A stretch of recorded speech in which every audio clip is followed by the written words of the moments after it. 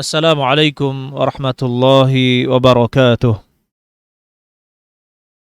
Innal hamdalillah nahmaduhu wa nasta'inuhu wa nastaghfiruh wa natubu ilaih. Wassalatu wassalamul akmalani ala nabiyil mustafa Muhammadin wa ala alihi wa sahbihi ajma'in wa ba'd. Ya ayyuhalladzina amanu taqullaha haqqa tuqatih wa la tamutunna illa wa antum muslimun.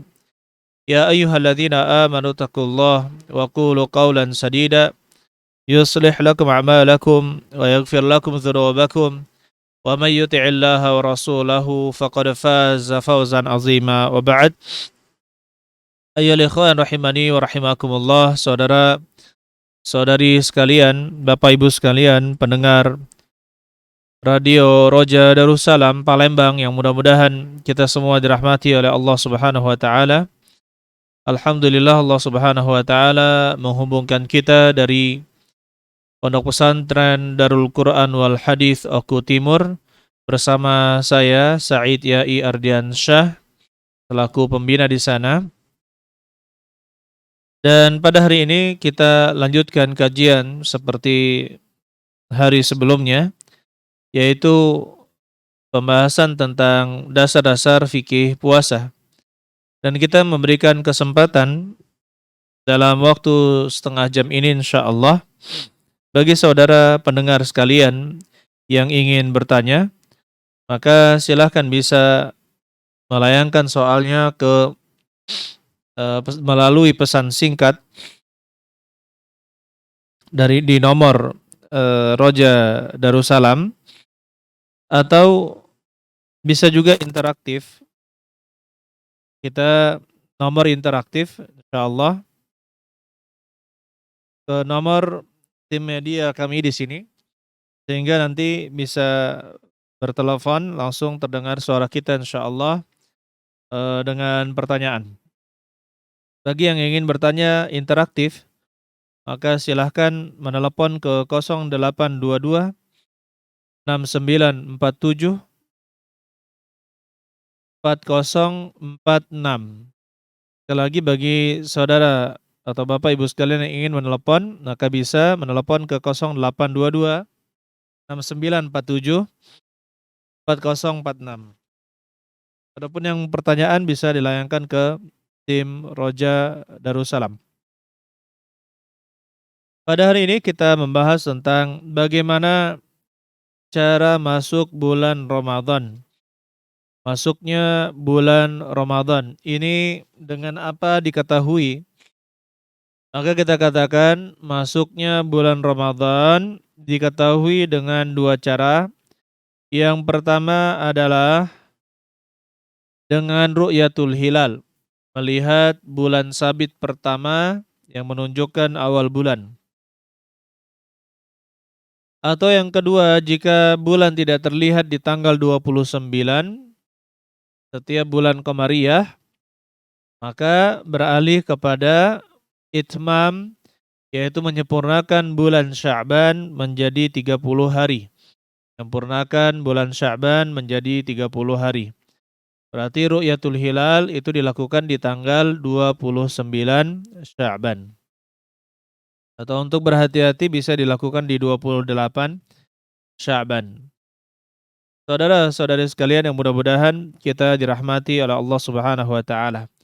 Jadi dari zaman dahulu, dari zaman Nabi sallallahu alaihi wasallam, yang diakui adalah apa? Adalah ru'yatul hilal, melihat bulan. Melihat bulan. Apa itu maksudnya melihat bulan? Ya, maksudnya bulan sabit pertama setelah bulan mati. Bulan mati itu tidak ada cahayanya. Kemudian nanti mulai kelihatan bulan, awal bulan, yaitu awal bulan sabit pertama itu di tanggal 29 sore sebelum masuknya waktu maghrib. Sebelum masuknya waktu maghrib atau beberapa waktu sebelum maghrib. Dan bulan sabit itu pun terlihat hanya sekitar 3 menit, 4 menit, ya, 5 menit. Tidak begitu lama, tergantung usia bulan sabit tersebut. Saudara-saudari sekalian yang mudah-mudahan kita dirahmati oleh Allah Subhanahu wa taala. Rasulullah sallallahu alaihi wasallam katakan, "Sumu li ru'yatihi wa aftiru li ru'yatihi." Berpuasalah kalian ya karena melihatnya, maksudnya melihat bulan hilal. Wa aftiru li ru'yatihi, dan berbukalah karena melihatnya. Jadi melihat hilal, melihat bulan. Begitu pula kata Rasulullah SAW, "Idza ra'aitumuhu fasumu." Jika kalian melihatnya, maka berpuasalah kalian. Jika kalian melihatnya, maka berpuasalah kalian. Kemudian saudara-saudari sekalian yang mudah-mudahan kita dirahmati oleh Allah Subhanahu wa taala.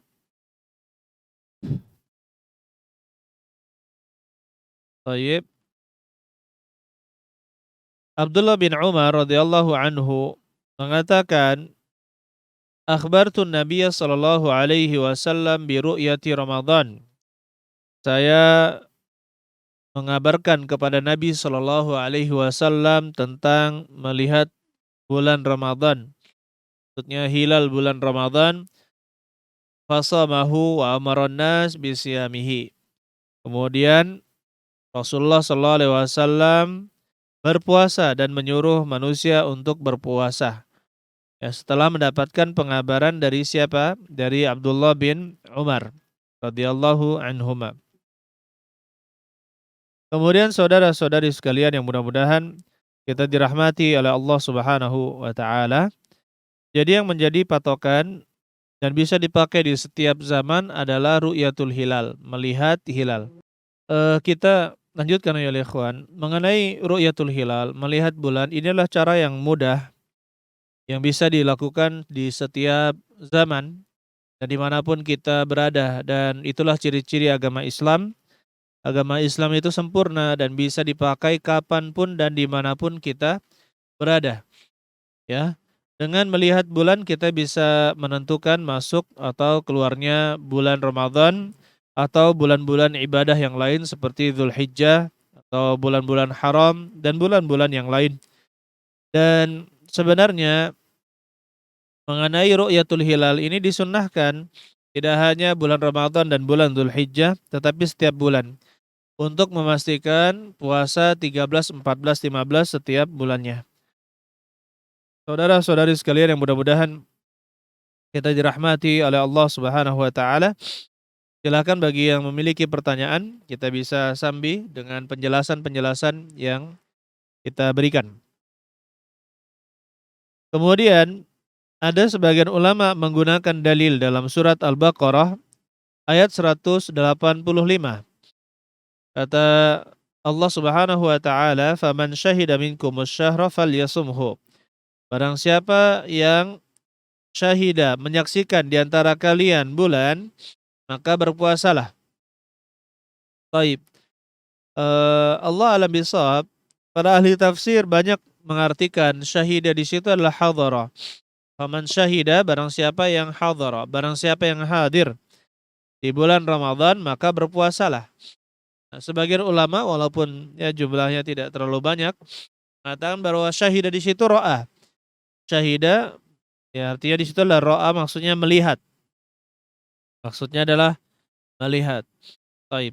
Allah alam bisawab. Dengan dalil-dalil lain yang kita pahami dari hadis Nabi Shallallahu alaihi wasallam, kita bisa memahami bahwasanya masuknya bulan Ramadan itu dengan melihat bulan. Rasulullah Shallallahu alaihi wasallam katakan, "Sumu li ru'yatihi wa aftiru li ru'yatihi." Berpuasalah kalian karena melihatnya dan berbukalah kalian karena melihatnya. Fa in ghubbi 'alaikum fa akmilu 'iddata Sya'ban 30.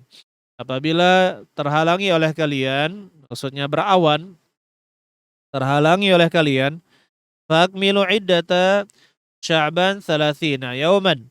Maka sempurnakanlah bilangan bulan Sya'ban menjadi 30 hari. Menjadi 30 hari. Oleh karena itu ya ikhwan, di sini bisa kita lihat bahwasanya ru'yatul hilal itu dilakukan dari zaman ke zaman. Baik, di sini ada pertanyaan yang masuk.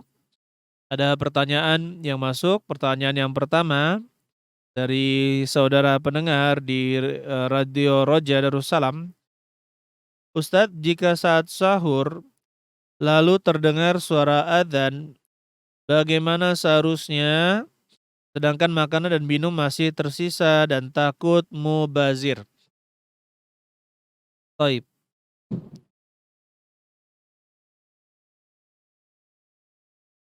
Mengenai saat sahur, kalau kita sedang bersahur, kemudian masuk waktu sholat, terdengar suara adzan, dan yang kita maksudkan azan di sini adalah azan yang benar-benar menunjukkan masuknya waktu, bukan azan yang kecepatan, ya. Azan yang menunjukkan masuknya waktu yaitu terbitnya fajar shadiq. Terbitnya fajar shadiq. Apa yang kita lakukan? Apabila kita sedang memegang minuman,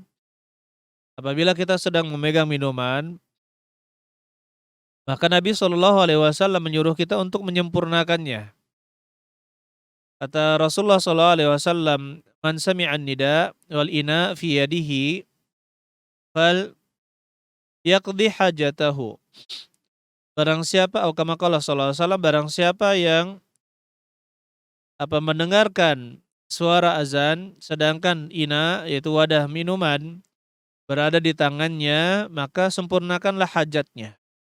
Maka ini menjadi dalil yang menunjukkan bahwa apabila kita sedang memegang wadah minuman seperti gelas, maka kita lanjutkan minum sampai selesai karena tidak banyak. Nah, tetapi jika tidak sedang memegang gelas, maka tidak boleh kita meminum air tersebut. Adapun makan, maka harus berhenti. Dan makanan yang ada di dalam mulut itu harus dikeluarkan. Makanan yang ada di mulut itu harus dikeluarkan dan tidak boleh ditelan setelah kita mendengar masuknya waktu. Ya, tidak boleh kita teruskan makan, harus kita buang apa yang ada di mulut. Ya, kemudian sisanya kita berkumur-kumur sehingga benar-benar tidak ada yang tertelan. Bagaimana dengan mubazir? Maka jawabannya masalah mubazir, silahkan. Jika takut mubazir, maka berikanlah kepada hewan-hewan atau ya diberikan kepada hewan-hewan yang memakannya. Maka itu insya Allah tidak menjadi mubazir dan puasa kita tidak batal. Taib. Saudara-saudari sekalian yang mudah-mudahan kita dirahmati oleh Allah Subhanahu wa taala. Kemudian pembahasan selanjutnya adalah mengenai niat. Kapan kita niat? Nah, untuk puasa wajib, maka kita wajib berniat di waktu malam. Karena Rasulullah SAW katakan innamal a'malu binniyati wa innamal likulli imri'in ma nawa. Sungguhnya amalan-amalan itu tergantung niatnya dan sesungguhnya setiap orang akan mendapatkan sesuai apa yang dia niatkan. Begitu pula kata Nabi SAW, "Man lam yubayyit as-siyama qabla al-fajri fala siyama lahu." Barang siapa yang tidak membermalamkan niat puasa sebelum fajar, maka tidak ada puasa baginya. Ini menunjukkan bahwa orang yang puasa wajib itu wajib membermalamkan niat, memasang niat di waktu malam. Yang dinamakan malam itu adalah dari terbenam matahari sampai menjelang terbitnya fajar shadiq. Atau waktu subuh, menjelang terbitnya waktu subuh. Itulah malam. Jadi sepanjang malam itu kalau di dalam hati kita sudah meniatkan besok kita akan berpuasa wajib, ya maka itu cukup, ya, tidak perlu dilafazkan pun itu sudah cukup untuk menggambarkan atau menyebutkan niat kita. Bagaimana jika tidak pasang niat di waktu malam? Maka tidak sah puasanya. Ya, tidak sah puasanya. Kemudian ayyuhal ikhwan rahimani wa rahimakumullah. Adapun orang yang berpuasa sunnah, maka ya boleh berniat di pagi hari sebelum dia makan dan minum. jika dia tidak makan dan tidak minum atau tidak melakukan hal-hal yang membatalkan puasa pada hari tersebut, maka untuk puasa sunnah maka dibolehkan berniat di pagi hari selama dia belum makan dan minum dan melakukan hal-hal yang membatalkan puasa. Pernah Nabi Shallallahu Alaihi Wasallam datang ke rumahnya Aisyah radhiyallahu taala anha dan dia mengatakan, dakhala alayya nabiyyu sallallahu alaihi wasallam dzata yaumin. Nabi sallallahu alaihi wasallam masuk ke dalam rumahku ya pada suatu malam, pada suatu hari dan beliau berkata, hal indakum min syai', apakah kalian punya sesuatu? Faqulna la. Kami pun menjawab tidak. Qala, maka beliau pun berkata, fa inni idzan shaim. Kalau begitu saya berpuasa hari ini. Nah, ini menunjukkan ayyuhal ikhwan bahwa saya puasa sunnah itu boleh niatnya di pagi hari. Tadi Nabi Shallallahu Alaihi Wasallam tidak berniat di malam hari. Ya kemudian ketika tidak mendapatkan ada makanan di rumah beliau, maka beliau berniat untuk berpuasa sunnah. Nah, adapun puasa wajib maka harus dipasang di waktu malam. Jadi kalau misalkan orang ada ketiduran dari jam 5 sore dan baru bangun ketika subuh, ya maka tidak sah puasanya. Kenapa? Karena dia tidak berniat di malam hari. Taib. Kemudian kita lanjutkan ayo ikhwan, pertanyaan yang kedua, mohon nasihatnya Ustadz. Di daerah Ana setiap memasuki waktu sahur, rutin membangunkan sahur baik dari toa masjid maupun anak-anak muda yang keliling menabuh gendang.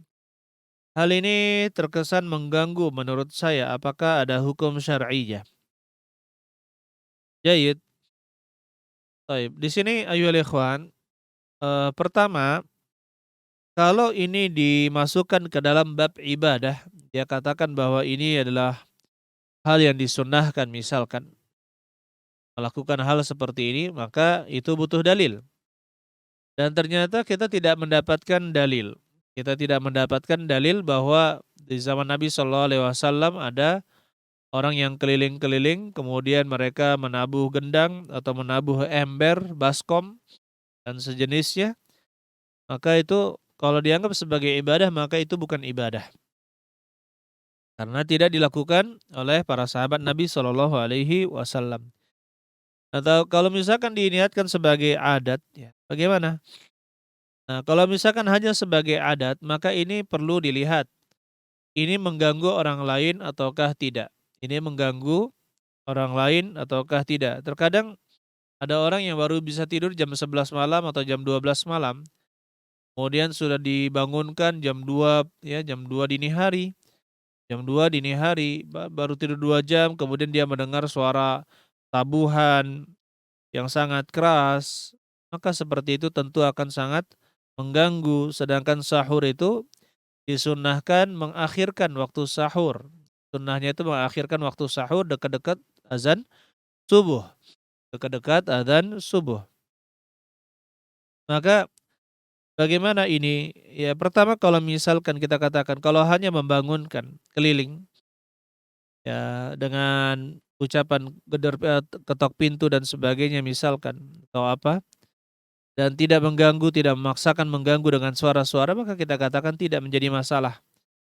Tapi kalau misalkan dengan suara yang sangat keras membuat hati berdebar-debar, mengganggu orang yang tidur, maka kita katakan hindari hal tersebut. Ini takutnya kita masuk ke dalam bab zalim, masuk ke dalam bab zalim. Baik, Allah alam bisawab.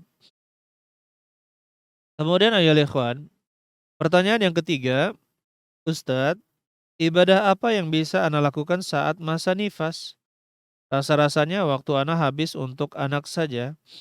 Baik, yang pertama, mengurus anak itu bisa diniatkan beribadah. Insyaallah ta'ala bisa diniatkan mengurus anak itu dengan baik dan benar, dipenuhi hak-haknya.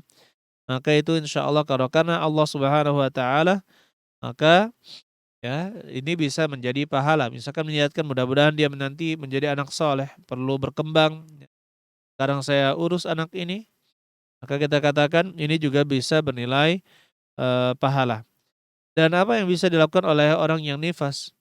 Allah alam bisawab, orang yang nifas boleh membaca Al-Quran dan berzikir. Tetapi dia jangan menyentuh Al-Quran. Ya, jangan menyentuh Al-Quran secara langsung. Adapun dengan perantara kain atau jilbab atau pakaian atau apa yang suci, ya maka tidak menjadi masalah. Atau misalkan pakai sarung tangan, kemudian memegang mushaf, memegang Al-Quran, maka itu tidak menjadi masalah. Ya, membaca Al-Quran pendapat yang kuat untuk orang yang haid dan nifas itu tidak menjadi masalah. Yang dilarang adalah apa? Adalah menyentuh Al-Quran. Allah alam bisawab. Soal berikutnya ya ikhwan rahimani wa rahimakumullah. Di sini ada beberapa pertanyaan yang masuk ya. Jadi, baik. Ustadz, bagaimana cara yang benar dalam mentadabburi Al-Quran? Bagaimana cara yang benar dalam mentadabburi Al-Quran? Cara yang benar dalam mentadabburi Al-Quran adalah baca artinya atau pahami artinya. Baik, yang pertama kita bisa bahasa Arab, kemudian kita melihat sebagian tafsir Al-Quran yang perkata.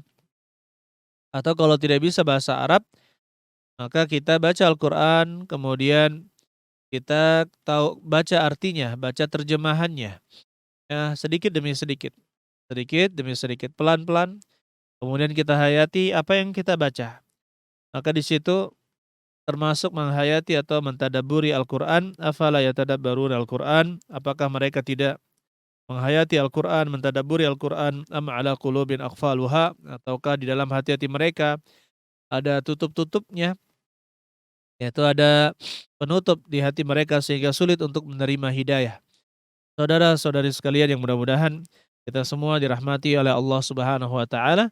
Jadi silakan baca Al-Quran, kemudian baca terjemahannya, baca Al-Quran dan baca terjemahannya, lakukan secara rutin, tidak hanya di bulan Ramadan. Insya Allah ya akan memahami isi dari Al-Quran sedikit demi sedikit. Dan perlu saya beritahu ayolah ikhwan, dalam mentadabburi Al-Quran, maka seulama apapun orang tersebut, apabila dia membaca Al-Quran dan mentadabburinya, maka semakin dia baca akan mendapatkan hikmah dan mendapatkan faidah dan mendapatkan manfaat yang berbeda dari manfaat-manfaat yang sebelumnya, yang belum pernah dia dapatkan sebelumnya. Inilah keutamaan dari Al-Quran yang luar biasa. Yang subhanallah, misalkan ya para ustadz saja ya sudah bisa bahasa Arab dan baca tafsir, sering baca tafsir. Ketika melewati ayat-ayat tertentu, ya pada saat mungkin suatu saat dia merasa ayat ini faedahnya sedikit, tapi ternyata dengan bertambahnya ilmu dan pengalaman, begitu pula melihat kejadian-kejadian, permasalahan-permasalahan, ternyata ketika melewati satu ayat, dia mengatakan subhanallah ayat ini luar biasa sekali. Ya, jadi begitu terus selanjutnya sehingga dia semakin menghayati Al-Quran, maka tampaklah ya kesempurnaan Islam ini menurutnya adalah semakin sempurna membaca Al-Quran dan dalil-dalil yang sahih itu semakin sempurna. Baik. Bagaimana hukumnya menghirup inhaler saat puasa? Karena saat ini saya sedang flu. Taib, untuk menghirup inhaler, pendapat yang kuat bahwa inhaler itu tidak membatalkan puasa. Karena dia layaknya menghirup udara dan di saat udaranya padat. Dan dan inhaler ini masuknya ke dalam paru-paru. Udara ini masuknya ke dalam paru-paru. Meskipun dia melewati kerongkongan, tapi masuknya adalah ke dalam paru-paru. Dan inhaler untuk orang yang asma ini sangat berat jika dia tidak menggunakannya. Maka kita katakan ya penggunaan inhaler untuk orang yang asma itu boleh dan tidak membatalkan puasa. Bagaimana dengan orang yang flu? Jika flu-nya sangat mengganggu, seperti orang yang kena asma seperti itu atau sangat mampet dan sebagainya, bahkan dia sampai bergetar. Kalau misalkan dia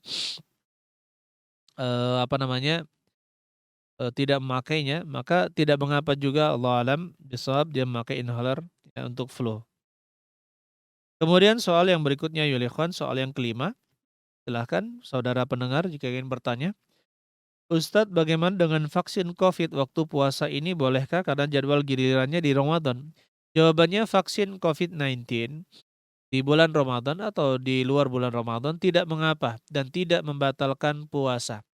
Memasukkan cairan obat ke dalam tubuh dengan cara suntik, ya, dengan cara suntik, ya, maka itu tidak membatalkan puasa. Yang membatalkan puasa itu adalah memasukkan vitamin atau gizi atau sejenis makanan seperti infus atau suntik yang bukan obat seperti vitamin, maka seperti itu membatalkan puasa. Seperti itu membatalkan puasa. Adapun yang suntikan obat termasuk di dalamnya adalah vaksin, maka itu tidak membatalkan puasa. Alhamdulillah Rabbil Alamin. Dan ini menjadi yang disebutkan juga oleh MUI di dalam fatwa terbarunya sebelum datang bulan puasa. Kemudian pertanyaan yang keenam, bagaimana status puasa orang yang berbuat kesyirikan? Orang yang berbuat kesyirikan dan syiriknya itu adalah syirik akbar, syirik besar, ya, maka puasanya tidak diterima. Kenapa? Karena dia melakukan kesyirikan besar. Orang yang melakukan syirik besar berarti dia keluar dari agama Islam. Kan kesyirikan itu berarti keluar dari agama Islam dan puasanya pun tidak diterima. Nah, di sini ada pertanyaan dari saudara kita. Aku ini manajer. Gawe aku memang marahi anak buah yang salah gawean. Gak mano puasa aku ini. Aku marah, tidak pakai emosi, maksudnya untuk ngajari dia biar tidak salah-salah terus. Gitu. Nah, di sini ayo Lekon, atau kita jawab dulu yang lewat telepon. Silakan. Assalamualaikum. Waalaikumsalam. Pak, boleh bertanya, ini acara dialog Ya, interaktif ya? silakan. Ini mau tanya ini ya, Ustaz ya. Ya, Kalau kita membaca Al-Quran, membaca terus Al-Quran. ketemu ayat-ayat yang ada doanya, apakah boleh kita mengangkat tangan? Jahit. Apakah boleh kita mengangkat tangan? Mengangkat tangan kalau kita lagi membaca ayat-ayat yang ada doanya. Membaca ayat-ayat yang ada doanya. Doa, iya. Doa, ya, Al-Baqarah terakhir misalnya. ketika mengaji ya. Kita mengaji. Jahit. Iya, kita tadabur ya, atau gitu. Oke. Makasih ya, Ustaz ya. Barakallahu fiik, shalom. Jadi saudara kita bertanya bagaimana kalau kita mengaji kemudian kita melewati ayat-ayat yang ada doa di dalamnya, apa kita mengangkat tangan atau tidak? Maka jawabannya tidak perlu mengangkat tangan. Tidak perlu kita mengangkat tangan ketika itu. Kenapa? Karena kita tidak mendapatkan kaum salaf melakukan hal tersebut setiap melewati doa, ya, dalam membaca Al-Quran, kemudian mereka mengangkat tangan. Baik. Tetapi kalau doa tersebut kita ucapkan di waktu-waktu yang memang kita ingin berdoa di sana. Seperti waktu setelah sholat sunnah atau ketika kita duduk kemudian kita ingin berdoa dan menggunakan doa-doa dari Al-Quran, ya, maka kita mengangkat tangan tidak menjadi masalah. Karena tujuan kita adalah berdoa dengan mengambil dari ayat Al-Quran. Nah, kalau misalkan kita membaca Al-Quran, kemudian lewat dalam ayat-ayat doa, ini berbeda. Tentu ini berbeda, maka tidak perlu kita mengangkat tangan. Baik, kita lanjutkan tadi soal dari Bapak manajer ya. Bagaimana kalau gawe aku ini suka marahin orang ya. Kemudian bagaimana puasa saya? Eh, jadi ayo ikhwan, Bapak yang bertanya, sebenarnya bisa kita bersikap tegas tanpa harus marah. Bisa kita bersikap tegas tanpa harus marah. Oleh karena itu kita tidak perlu bersikap marah, bersikap tegang dan sebagainya ketika kita mengajari anak buah kita yang salah ketika bekerja. Maka kita katakan ayyuhal ikhwan rahimani wa rahimakumullah, cukup kita nasihatkan, cukup kita nasihatkan dengan baik dan tidak perlu pakai nada yang tinggi, itu sudah cukup ya. Jadi kita perlu bedakan antara marah dan tegas. Bahkan sikap marah itu ayyuhal ikhwan. Jadi ketika kita menjadi pemimpin atau manajer ya, Tidak harus kita tunjukkan dengan marah, tidak harus kita tunjukkan dengan sikap marah. Kita bisa bekerja tanpa marah. Rasulullah SAW melarang kita marah, ya. Iyyakum wal ghadab atau la taghdab, la taghdab, la taghdab, janganlah kamu marah, janganlah kamu marah, janganlah kamu marah. Ya, ini merupakan larangan dari Nabi SAW untuk marah. Jadi kita usahakan menghindari sikap marah di dalam bekerja atau bahkan dengan anak buah kita. Tetapi kita bisa bersikap tegas ya. Ada ketegasan itu tidak perlu pakai marah, tidak perlu pakai marah. Jadi bagaimana puasa Bapak manajer yang bertanya ini? Jadi kita katakan hindari sifat marah dan tidak mengapa tegas. Tegas itu tidak harus identik dengan marah. Baik, ada pertanyaan? Ya, tak. Baik, bismillah. Assalamualaikum. Orang kita marah. Iya, aku. Ya, silakan Bapak yang bertanya. Dimatikan saja radionya dulu Pak, dikecilkan. Ya. Silakan Pak. Saya mau tanya. Ya, silakan. Ini Pak, undangan. Undangan. Ya, terus? Salat Isya apa aja Pak? Bagaimana dengan sholat Isya ketika kita diundang gitu ya Pak ya? Sudah salat maghrib. Sudah sholat maghrib. Ya. Tapi ketika dapat undangan itu bertepatan dengan sholat Isya gitu ya Pak ya? Tinggal berjamaah apa? Undangan. Bagaimana dengan jamaahnya? Baik. Begitu Pak? Oke, terputus. Jadi alhamdulillah soalnya dipahami. Untuk kita ketika ada acara ya yang pada maghrib acaranya, kemudian adzan Isya, kemudian orang sholat berjamaah Isya, bagaimana dengan undangan kita? Pertama kita harus hentikan. Kita harus berhenti, kemudian kita sholat Isya secara berjamaah. Bahkan semuanya yang hadir di undangan tersebut ya diusahakan untuk sholat Isya secara berjamaah. Ya, jadi kalau misalkan semua tidak ada atau hanya sedikit yang pergi ke masjid, maka kita saja yang pergi ke masjid dan setelah itu kita lanjutkan lagi ke acara tersebut. Ya sebagaimana orang ketika buang air, izin buang air ketika ada acara, boleh apa tidak? Dia mau buang air besar, ya tentu butuh waktu. Boleh apa tidak? Jawabannya boleh. Ya, kenapa dia uzur untuk sholat Isya? Dia malu-malu untuk hal tersebut, padahal sholat Isya tersebut telah dipanggil di masjid, sehingga apa? Sehingga sholat harus diutamakan dalam hal itu. Ya kecuali kondisinya makanan telah terhidang. Makanan telah terhidang. Kalau makanan telah terhidang dan ini acaranya sudah makan-makan sebelum Isya, maka kita sempurnakan makan makan malam kita atau makan hidangan tersebut. Kenapa? Karena Rasulullah SAW menyebutkan la yusalliyanna ahadukum wa huwa